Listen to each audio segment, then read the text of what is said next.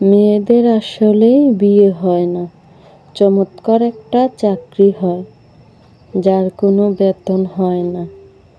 নিজের কোনো ইচ্ছে পূরণের আশায় যদি 2-4 টাকার দরকার হয়, ওটাও পেতে হয় হাজারো কৈফিয়তে। অথচ কষ্টগুলো কারোর সাথে ভাগাভাগি করতে পারে না। এটাই হচ্ছে হাজারো মেয়ের জীবন। আসসালামু আলাইকুম আমার প্রিয় ভাই বোনেরা, সকলে কেমন আছেন? আলহামদুলিল্লাহ, আমিও ভালো আছি। আজ অনেক দিন পর আপনাদের মাঝে একটি ভিডিও নিয়ে হাজির হলাম। আশা করি আপনাদের কাছে ভালো লাগবে। যদি ভালো লেগে থাকে তাহলে একটি লাইক দিয়ে ভিডিওটা দেখা শুরু করবেন। আজকের এই ভিডিওটি শুরু করছি দুপুরের রান্না থেকে। এই লতিগুলো হলো একদম দেশি লতি, বাড়ির আঙিনা থেকে তুলে আনা হয়েছে। এই লতিগুলো আমার চাচি শাশুড়ি আমাকে দিছে রান্না করার জন্য। আমি এগুলা শুটকি দিয়ে রান্না করব। বিয়ের আগে মা যখন রান্না করতো, রান্নাঘরে কখনো যাইতাম না। আবার লতি কাটবো, লতি দেখলে তো দৌড় দিয়ে পালাতাম। আর এখন আমার কাছে লতি এত পছন্দ যে নিজে কেটে বেছে ধুয়ে রান্না করে খাই। এটাই হচ্ছে মেয়েদের জীবন। স্বামীর সংসারে এসে সব কিছু শিখা লাগে।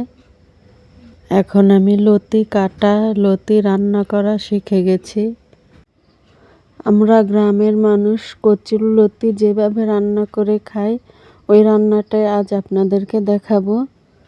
আমি এই লতিগুলো কেটে বেছে ধুয়ে পরিষ্কার করে এখন রান্না করব। এই যে দেখেন, লতিগুলো কাটার পরে ধোয়ার পরে কত সুন্দর হয়েছে। চুলাতে কড়াই বসাই দিলাম, কড়াইটা গরম হয়েছে। এখন এর মধ্যে দিয়ে দিলাম পরিমাণ মতো তেল।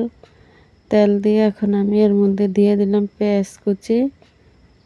পেঁয়াজগুলো একটু ভাজা ভাজা করব। পেঁয়াজটা হালকা বাদামি করে ভেজে এখন এর মধ্যে দিয়ে দিব শুটকি। এই শুটকিগুলো হচ্ছে লইট্টা শুটকি। আমি খুব ভালো করে কেটে বেছে ধুয়ে গরম পানি দিয়ে ধুইছি, তা না হলে শুটকির মধ্যে অনেক বালু থাকে। ভালো করে ধুয়ে শুটকিগুলো দিয়ে দিলাম। শুটকিটা একটু ভাজা ভাজা করব। শুটকির একটু ভাজা ভাজা করলে শুটকির একটা সুন্দর ঘ্রাণ আসে। এখন এর মধ্যে দিয়ে দিব আলু কুচি। শুটকি আর পেঁয়াজের সাথে আলুটা খুব ভালো করে মিশিয়ে নিব। মিশিয়ে এর মধ্যে দিয়ে দিব রসুন বাটা। এই লতিটা এভাবে রান্না করলে অনেক মজা হয়। আপনারা একদিন এভাবে রান্না করে দেখবেন, অনেকটা মজা হয়। অনেকে অনেকভাবে রান্না করে, আমি এভাবে রান্না করি।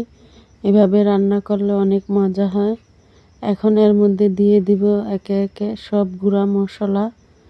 এখন দিয়ে দিলাম পরিমাণ মতো লবণ, হলুদ গুঁড়া, মরিচ গুঁড়া, ধনিয়া গুঁড়া দিয়ে শুটকিটা খুব ভালো করে কষাবো।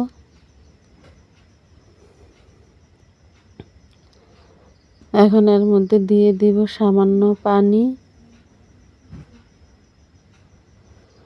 পানি দিয়ে শুটকি আর আলু একটু সিদ্ধ করব।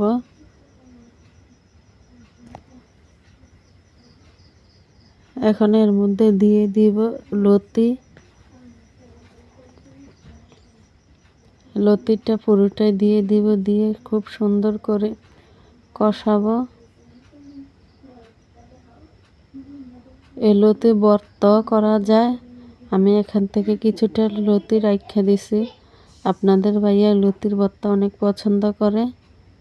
আমি লতির ভর্তাটা আপনাদের সাথে শেয়ার করব, সেটা অন্য এক ভিডিওতে। এই ভিডিওটা এমনিতে অনেক বড় হয়ে গেছে, তাই এই ভিডিওর মধ্যে আর দেখালাম না লতির ভর্তা।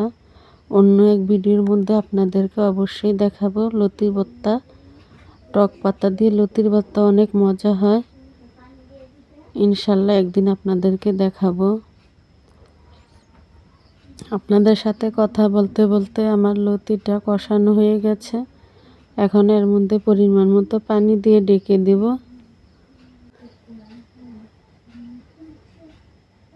চুলার জালটা হালকা দিয়ে তারপরে লতিটা আমি রান্না করব। বেশি জাল দিলে লতিটা লেগে যেতে পারে, তাই অল্প জালে লতিটা রান্না করব। লতিটার মধ্যে একটু পানি রাখা যাবে না। লতিটা আমি হালকা জালে একটু পোড়া পোড়া করে রান্না করব। শুটকি দিয়ে এভাবে লতি রান্না করলে একটু শুকনো শুকনো রাখলে বেশি মজা হয়। আমি একেবারে শুকিয়ে ফেলব। লতি রান্নাটা দেখতে যতটা সুন্দর হয়েছে, খাইতেও অনেক মজা হয়েছে। আজ এ পর্যন্ত, সবাই ভালো থাকবেন, সুস্থ থাকবেন। আল্লাহ হাফেজ।